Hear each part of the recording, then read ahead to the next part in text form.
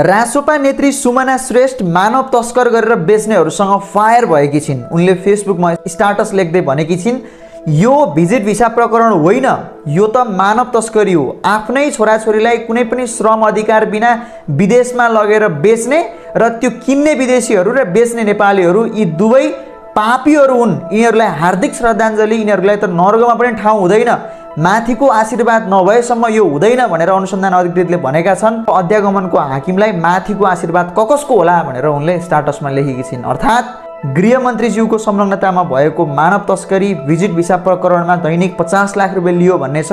यो कुरामा रासोपा नेत्री चाहिँ फायर भएर अभिव्यक्ति दिएकी हुन् र यो प्रकरणमा अहिले रासोपाका मान्छेहरू मात्र नभइकन माओवादी नेता सुदन किरातीले पनि तत्काल राजीनामा दिएर अनुसन्धानलाई सहयोग गर्नका लागि गृहमन्त्रीलाई अनुरोध गरेका छन् भनेदेखि काङ्ग्रेसकै नेता डाक्टर शेखर कोइरालाले तत्काल राजीनामा दिएर अनुसन्धानलाई सहयोग गर्न काङ्ग्रेसकै नेताले पनि भनिसकेको छ। चौतर्फी रूपमा गृहमन्त्रीको आलोचना भएको छ, तर गृह मन्त्रालयले भने एउटा सानो विज्ञप्ति निकालेर हामी त्यसमा संलग्न छैनौँ, अख्तियारको अनुसन्धानलाई छानबिन गर्छौँ भनेर टारेको छ।